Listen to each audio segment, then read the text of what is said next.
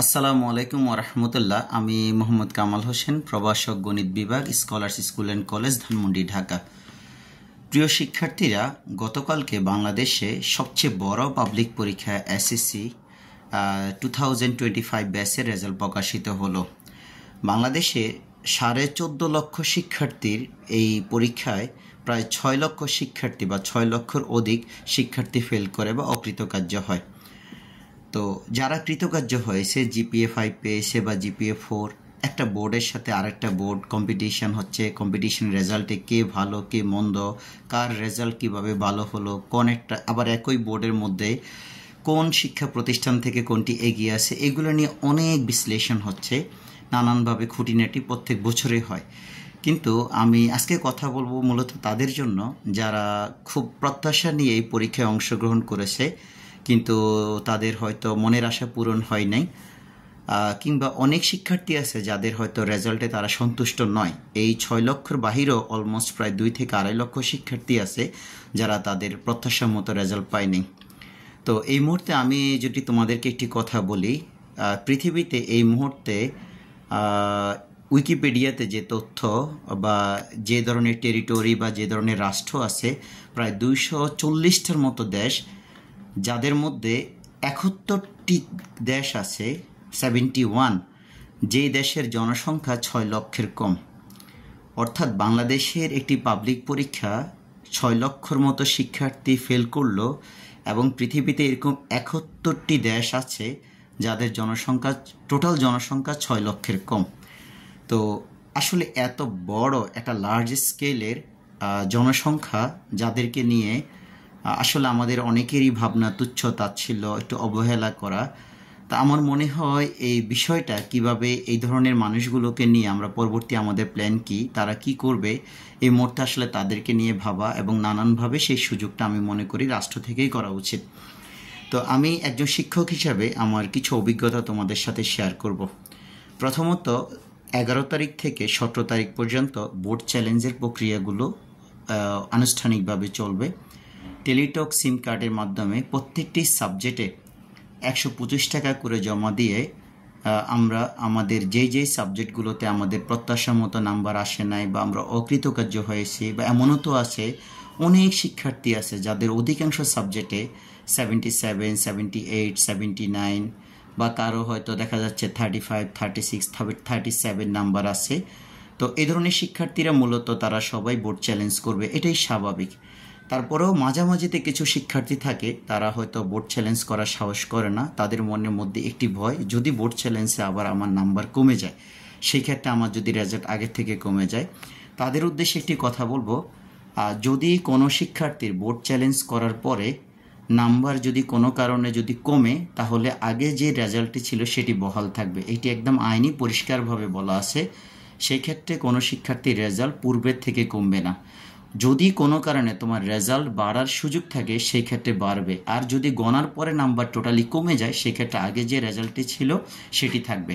So এই ক্ষেত্রে আমি সবার উদ্দেশ্যে বলবো, এই বিষয়ে কোনো ভয়ভীতি করা যাবে না যে আমার রেজাল্ট যদি কোনো কারণে কমে যায় তাহলে তো আমার জিপিএ কমে যাবে। সেটি খুবই ভ্রান্ত ধারণা, এবং সেটি আশা করি তোমরা বুঝতে পেরেছো।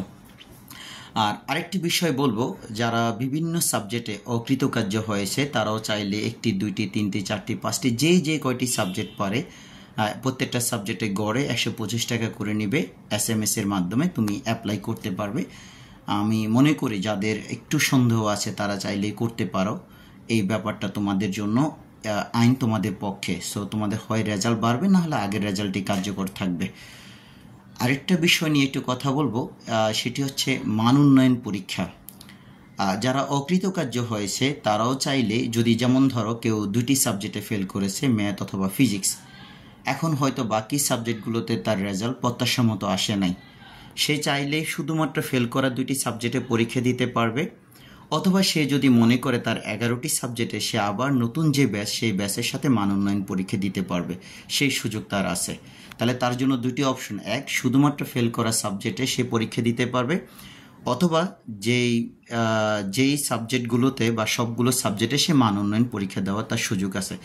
আবার এই কাজটি করা যাবে না, যেমন ধরুন 11টি সাবজেক্টের মধ্যে আপনি 5টি সাবজেক্টে আপনার ভালো রেজাল্ট এসেছে, জিপিএ 5, কিন্তু বাকি হয়তো 6টি সাবজেক্টে আপনার প্রত্যাশার মতো নাম্বার আসে নাই, আপনি শুধুমাত্র সিলেক্টিভ এই এই সাবজেক্টগুলোতে পরীক্ষা দিবেন, বাকি সাবজেক্টগুলোতে পরীক্ষা দিবেন না, এই সুযোগটি কারোর জন্য নাই।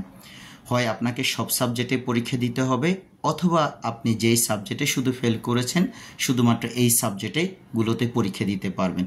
সেটি হচ্ছে আংশিক। আর সম্পূর্ণরূপে পরীক্ষা দিতে হলে মান উন্নয়ন পরীক্ষা দিতে হবে পুরো সবগুলো সাবজেক্টে, আগামী বছর যে শিক্ষার্থীরা যেভাবে দিবে তাদের সাথে।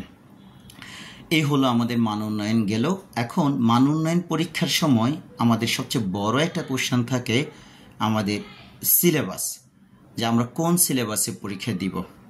তো যারা অকৃতকার্য হয়েছে, যদি তাদের একই থাকে, লাইক গত বছরের যে বই, এই বছরের বই হচ্ছে সেম। 2024 সালে যারা পরীক্ষা দিয়েছিল তারা পুরো বই অর্থাৎ শতভাগ বইয়ের উপর তারা প্রিপারেশন নিয়ে পরীক্ষার কেন্দ্রে গিয়েছে।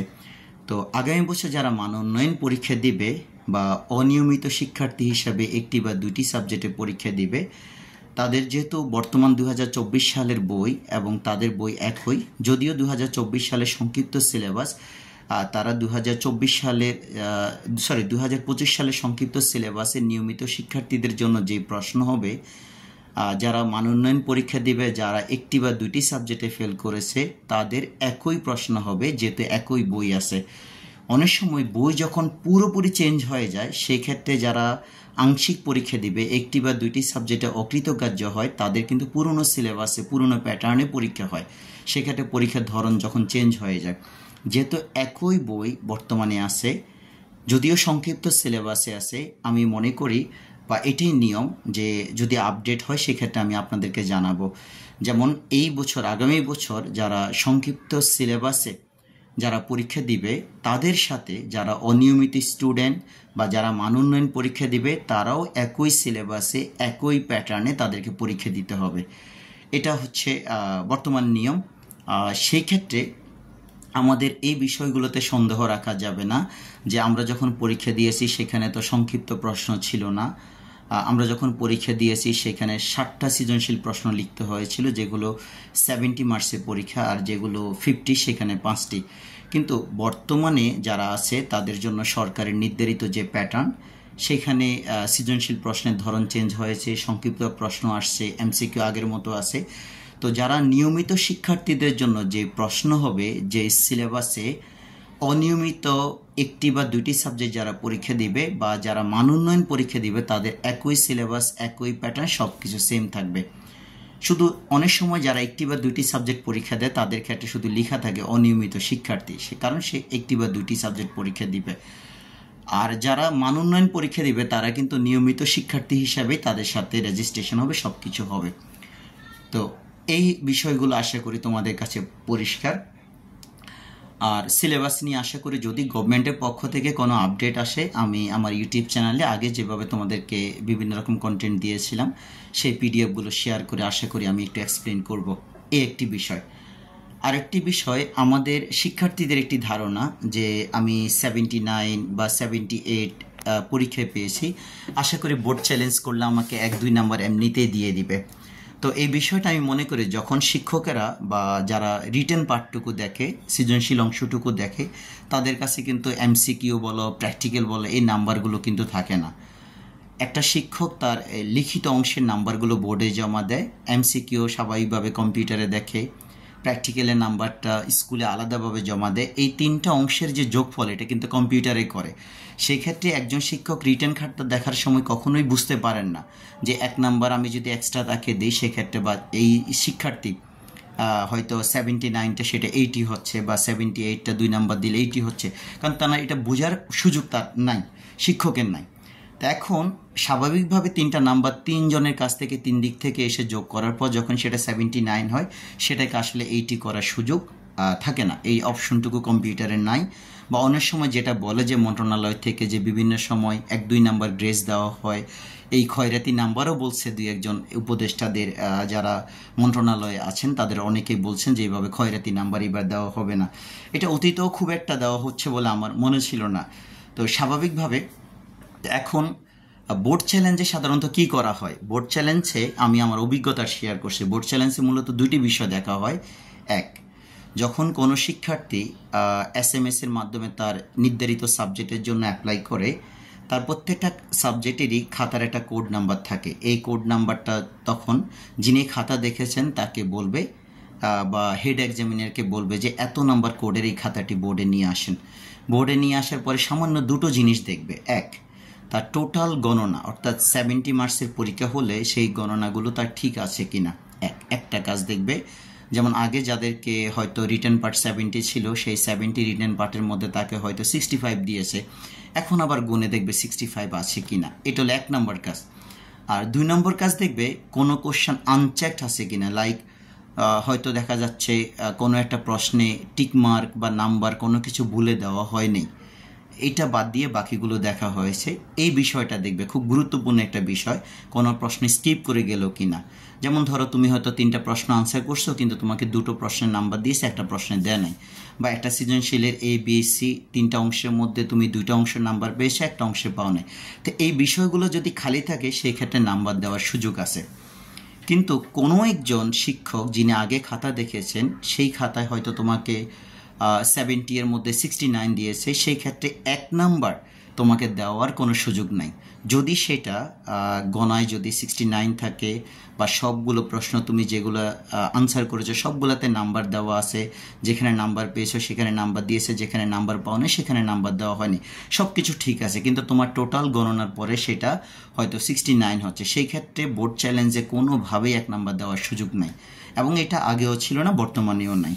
আশা করি এই বিষয়টা তোমাদের সবার কাছে পরিষ্কার। আমরা অনেক সময় একটু আবেগী হয়ে যাই যে আমার 79, 78, নিশ্চয় বোর্ড চ্যালেঞ্জ করলে আমি 2 পাবো, কিন্তু এই 2টা আসলে এইভাবে ইমোশনাল হয়ে দেওয়ার কোনো সুযোগ নেই। এটা দেখবে কাউন্টিংয়ে ঠিক আছে কিনা, অথবা কোনো প্রশ্ন তুমি আনসার করছো হয়তো ভুলে স্যার দেখেন নাই, সেটা বাকি থাকলে সেক্ষেত্রে সুযোগ থাকলে দিবে, আদারওয়াইজ কাউন্টিংয়ে যত আসবে ওই নাম্বারটাই দিবে। তো এটা হচ্ছে একটা গুরুত্বপূর্ণ বিষয় গেল। আর খুব একটা বেশি কথা বাড়াচ্ছি না, আমি তোমাদের জন্য আসলে একটা কথাই বলবো। আমি প্রায় 15 বছর ধরে ছাত্র জীবন থেকে প্রায় গণিত এবং উচ্চতর গণিত পড়াচ্ছি। তো আমি দেখি যে এই খুব মানে শিক্ষা প্রতিষ্ঠানগুলোর সাথে আমি সরাসরি প্রায় 10 বছর ধরে ঢাকা শিক্ষা বোর্ডের সাথে সম্পৃক্ত। তো আমি যে বিষয়গুলো দেখি যে রেজাল্ট বাংলাদেশে সবচেয়ে আসলে এই টোটাল ওভারঅল রেজাল্ট কেমন হবে, এটা নির্ভর করে গণিতের উপর। গণিতে ওভারঅল রেজাল্ট যদি ভালো হয়, সারা বাংলাদেশে ওভারঅল রেজাল্ট ভালো হয়। আর গণিতে যদি রেজাল্ট একেবারে ধস নামে তাহলে সারা বাংলাদেশের একটা বিপর্যয়। তো এইবারও ঠিক তার বাহিরে নয়। গণিতে যদি আরও কিছু শিক্ষার্থী ভালো করতো তাহলে দেখা যাচ্ছে হয়তো ওভারঅল রেজাল্ট হয়তো সেটা 6 লক্ষ থেকে সেটা আরও কমে আসতো। তো আমি তোমাদের উদ্দেশ্যে বলবো, আসলে মন খারাপ করে লাভ নাই, নিজের ভালো মন্দ নিজেকেই আসলে বুঝে নিতে হবে। পাড়া প্রতিবেশী, বন্ধু, আত্মীয় স্বজন কে কি বললো এটা নিয়ে আসলে খুব বেশি চিন্তিত না হয়ে, খুব সময় নষ্ট না করে তুমি যদি 2টি সাবজেক্ট বা 3টি সাবজেক্ট পরীক্ষা দিতে চাও বা মান উন্নয়ন পরীক্ষা দিতে চাও, আমি মনে করি আগামী বছর যারা পরীক্ষায় অংশগ্রহণ করবে তাদের সিলেবাস কিন্তু সংক্ষিপ্ত, তাদের থেকে তুমি অন্তত 2 বছর এগিয়ে আছো। তারা বর্তমানে টপিকসগুলো পড়ছে, পড়ার পরে টেস্ট পরীক্ষা দিবে, টেস্ট পরীক্ষা দিবে, কিন্তু তুমি আগে 2 বছর এই টপিকসগুলো তোমার পড়া আছে। আবার এই 2 বছর তুমি যা পড়ছো সেটাও প্রায় সংক্ষিপ্ত করা আছে। যেমন ধরো জেনারেল ম্যাথ, সাধারণ গণিতে তোমার 17টা অধ্যায় আছে, সেক্ষেত্রে আগামী বছর যারা পরীক্ষা দিবে তাদের মাত্র 8টা চ্যাপ্টার। তো সেই ক্ষেত্রে বীজগণিত, তারপরে জ্যামিতি, ত্রিগোণমিতি, পরিসংখ্যান সব কিছু মিলে দেখো প্রায় বইয়ের 3 ভাগের 1 ভাগ বা বলা যেতে পারে অর্ধেক চলে আসছে। তো যেহেতু তুমি পুরো 2 বছর 17টা অধ্যায় তুমি প্রিপারেশন নিয়ে গেছো, আর আগামী 1 বছর শুধুমাত্র এই সিলেক্টিভ অধ্যায়গুলোতে পড়াশোনা করবে, আমি মনে করি তোমাদের জন্য এই সুযোগটা একটা সুবর্ণ সুযোগ। যেহেতু সংক্ষিপ্ত সিলেবাসে আগামী বছর পরীক্ষা হবে, সেটা হয়তো পরের বছরগুলো এই সুযোগটা পাবে না। তো তোমরা বর্তমান যারা ক্লাস 10ম শ্রেণীর শিক্ষার্থী আছে তাদের থেকে কিন্তু তোমরা অন্তত এগিয়ে আছো। তোমাদের কনসেপ্ট ক্লিয়ার, শুধুমাত্র বারবার প্র্যাকটিস করতে হবে, মডেল টেস্ট দিতে হবে, যে জায়গাগুলোতে তোমার বারবার ভুল হচ্ছে সেই বিষয়গুলো বেসিক জিনিসটা তোমাকে ক্লিয়ার করতে হবে। তো এটা তুমি কোনোভাবে ভয়ভীতি না পেয়ে তুমি তোমার মতো করে সুন্দর একটা গাইডলাইন বা একটা প্ল্যান রেডি করো, কিভাবে তুমি পড়াশোনা করবে, তোমার কোন সাবজেক্টে কত বেশি গুরুত্ব দেওয়া দরকার। আবার এই সংক্ষিপ্ত সিলেবাসের মধ্যে কোশ্চেনের প্যাটার্নের কারণে তুমি আরও সংক্ষিপ্ত করতে পারবে। যেমন ধরো আমি তোমাদেরকে খুব গুরুত্বপূর্ণ একটা কথা বলি, গণিতে যারা ভয় পায় তাদের অধিকাংশ শিক্ষার্থীর কিন্তু মেইন টার্গেট পরীক্ষায় থাকে 17 নাম্বার যে অধ্যায় পরিসংখ্যান স্ট্যাটিস্টিক্স। অনেকেই কিন্তু আমাদেরকে ক্লাসে বলে, স্যার আমি কি এই অধ্যায় থেকে 2টি প্রশ্ন আনসার করতে পারবো? তাদের উদ্দেশ্যে বলছি, এই সুবর্ণ সুযোগ যেটা গত 20 বছরে শিক্ষার্থীদের প্রত্যাশা ছিল সেটা কোনোদিন পূরণ হয়নি, কিন্তু এই সংক্ষিপ্ত সিলেবাসে আগামী বছর যারা পরীক্ষা দিবে তাদের কিন্তু এই আশা অফিসিয়ালি পূরণ হবে। তুমি চাইলে পরিসংখ্যান অধ্যায় থেকে 2টো সৃজনশীল প্রশ্ন আনসার করতে পারবে, তাহলে এটা হচ্ছে 20 মার্ক। আর 2টো সংক্ষিপ্ত প্রশ্ন যদি আসে 4 মার্ক, তাহলে 20-এর সাথে 4 যদি যোগ করো তাহলে হয় 24। একটা সৃজনশীল প্রশ্নে পাশ করতে লাগে 23 মার্ক। তুমি এই 17টা অধ্যায়ের মধ্যে থেকে মাত্র একটা মাত্র অধ্যায় পড়াশোনা করে তুমি পাশ করতে পারবে। তাহলে বলো, এই সুযোগটা কি বাংলাদেশ কেন, পৃথিবীর আর কোথাও আছে কিনা একটা পুরো বইয়ের মাত্র একটা অধ্যায় পড়াশোনা করে একটা পরীক্ষায়, মানে যেখানে 100 নাম্বারের পরীক্ষার মধ্যে 70% হচ্ছে রিটেন, এই রিটেন পরীক্ষায় পাশ করা যাবে? তা আমি মনে করি এই সুযোগটা কিন্তু আগামী বছর শিক্ষার্থীদের আছে। তো তোমরা যারা ভয়ভীতি পাচ্ছ, সুন্দর একটা প্ল্যান করো, তুমি কোন কোন অধ্যায় পড়বে, যেটা পারবে না জাস্ট লেট ইট গো, এটা বাদ দাও, স্কিপ করো, বাকি টপিকসগুলো নিয়ে সুন্দর একটা প্ল্যান করো। কোশ্চেনের যে প্যাটার্ন সেখানে বলা আছে এই 4টি গ্রুপ, যেমন বীজগণিত, জ্যামিতি, তারপরে হচ্ছে ত্রিগোণমিতি এবং পরিসংখ্যান, আর তারপরে এইগুলোর এই যে 4টি গ্রুপ, এই গ্রুপগুলো থেকে প্রত্যেকটা গ্রুপ থেকে একটি প্রশ্ন নিয়ে মোট 5টি প্রশ্নের উত্তর দিতে হয়। তো সেক্ষেত্রে দেখো, যে কোনো একটা গ্রুপ থেকে কিন্তু 2টো প্রশ্ন আনসার করার সুযোগ আছে। তার মধ্যে পরিসংখ্যান স্বাভাবিকভাবে মিড লেভেল বা উইক বাচ্চাদের জন্য আমি মনে করি তাদের চয়েস লিস্টে এটি 1 নাম্বার আছে। অনেকেই হয়তো ভালো শিক্ষার্থীরা এটি চয়েস করবে না যদি দেখে যায় তার বাকি প্রশ্নগুলো কমন আছে, কারণ এখানে অনেক বেশি সময়ের প্রয়োজন। কিন্তু আবার এটাও তো সত্য, যাদের প্রিপারেশন 2টি বা 3টি সৃজনশীল প্রশ্ন, সে 3 ঘন্টায় বসে কি করবে? তাহলে তার প্ল্যানের মধ্যে আমি মনে করি পরিসংখ্যানটা গুরুত্বপূর্ণ জায়গায় থাকবে। তো আর কথা না বাড়াচ্ছি, আমি আমার মূল মেসেজটাই হচ্ছে, চারপাশে পরিবেশ কে কী বললো, কে কী ভাবলো, এই বিষয়গুলো মাথায় না নিয়ে অতি দ্রুত সুন্দর একটি প্ল্যান করে পড়ার টেবিলে বসো। বর্তমান যারা 10ম শ্রেণীর শিক্ষার্থী আছে তাদের সামনে টেস্ট পরীক্ষা হবে, তারপর তাদের ফর্ম ফিল আপের কার্যক্রম শুরু হবে। তো তোমরা মূলত যোগাযোগ করবে তোমাদের প্রতিষ্ঠানে ফর্ম ফিল আপের সময়, অর্থাৎ যখন টেস্ট পরীক্ষা হবে তারপরে যে ফর্ম ফিল আপের যে কার্যক্রমগুলো শুরু হবে, যারা মান উন্নয়ন পরীক্ষা দিতে চাও বা তোমরা যারা 1টি বা 2টি সাবজেক্ট বা 5টি সাবজেক্টে যে কয়টি সাবজেক্টে অকৃতকার্য হয়েছে সেই সাবজেক্টগুলোতে পরীক্ষা দিতে চাও, তোমরা সেই সময় তোমাদের নির্ধারিত প্রতিষ্ঠানে যোগাযোগ করবে। আর আমি অনেক দিক থেকে বিবেচনা আমি মনে করি যারা অকৃতকার্য শিক্ষার্থী তারা নিয়মিত শিক্ষার্থীদের থেকে বর্তমানে অনেক দূরে এগিয়ে আছো। সুন্দর একটা প্ল্যান করে তোমাদের কার্যক্রম করো। এরকম অনেক সাকসেসফুল মানুষ আছে যারা বিভিন্ন জায়গায় বিশ্ববিদ্যালয়ে পড়াশোনা করেছে, বুয়েটে কিংবা ঢাকা মেডিকেল কলেজে বা আরও ভালো ভালো জায়গায় পড়াশোনার সুযোগ পেয়েছে, কিন্তু তাদের ওই হয়তো এসএসসিতে একবার ফেল করেছে বা মান উন্নয়ন পরীক্ষা দিয়ে তারা কলেজে আসছে, সেই সময় আবার কলেজ থেকে ভালো করে বিভিন্ন বিশ্ববিদ্যালয়ে চান্স পেয়েছে। সো আশা করি সুযোগ সবার জন্য আছে, বিষয়টা তুমি কিভাবে ডিল করবে, তুমি কিভাবে টেকনিক্যালি সেই চ্যালেঞ্জগুলো মোকাবেলা করবে, নিজের মধ্যে একটা আত্মবিশ্বাস নিয়ে সামনে পড়াশোনা করবে। তোমাদের সকলের জন্য শুভকামনা। তারপরে ঢাকা শিক্ষা বোর্ড থেকে যদি এই ধরনের কোনো নোটিশ আসে মান উন্নয়ন পরীক্ষার জন্য সিলেবাস কী থাকবে, প্যাটার্ন কী হবে, তারা কি নিয়মিত শিক্ষার্থীদের সাথে যেভাবে আছে এইভাবে থাকবে নাকি তাদের জন্য আগের ফর্মেটে আলাদাভাবে করবে, সে বিষয়গুলো আমি তোমাদের সাথে শেয়ার করব। তোমাদের যদি কোনো কিছু জানার থাকে, জিজ্ঞেস করার থাকে, আমার এখানে কমেন্টস করবে। আমি একটি প্রতিষ্ঠানে শিক্ষকতা করি, পাশাপাশি আমি ইউটিউবে বাচ্চাদের ওপিনিয়নগুলো নিয়ে একটু কাজ করি, যখন প্রয়োজন বা একটু সময় পাই একটু চেষ্টা করি আমারও পছন্দের কাজগুলো নিয়ে একটু কন্টেন্ট বানাতে।